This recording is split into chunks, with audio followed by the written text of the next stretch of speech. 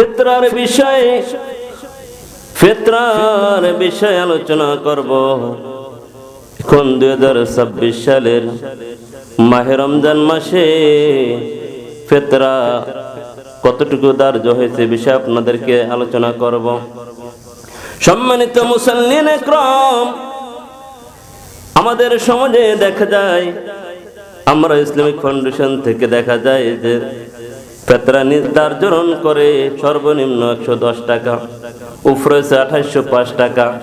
কিন্তু দেখা যায় এই ফিতরাটা যাদের সামর্থ্য আছে বেশি, তারা কিন্তু দেখা যায় যে 110 টাকাই দেয়, আর বেশি দেয় না।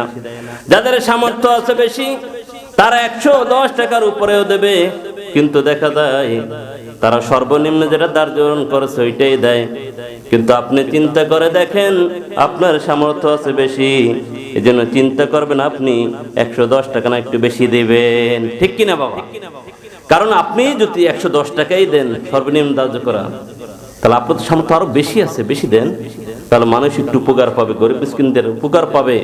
আর এই ফিতরা আদায় করলে আপনার রোজাটাও সশুদ্ধ হবে, এবং ফিতরা আদায় করলে আপনাকে আল্লাহ পাক একটা মকবুলাত দানের সওয়াব আপনার আমল নামে লিখে দেবে, ঠিক কিনা? সুবহানাল্লাহ বলেন।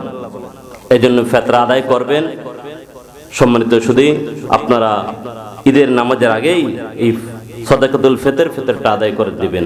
আল্লাহ পাক আমাদেরকে সঠিকভাবে এই ফিতরা দেওয়ার তৌফিক দান করুক, যাতে করে আমরা ওই সর্বনিম্নের দিকে না তাকে সামর্থ্যবান যারা আছে তারা যেন একটু ভালোভাবে একটু বেশি বেশি দেই, যাতে গরিব মিসকিনদের জন্য উপকার পায়, সমাজের মানুষ উপকার পায়।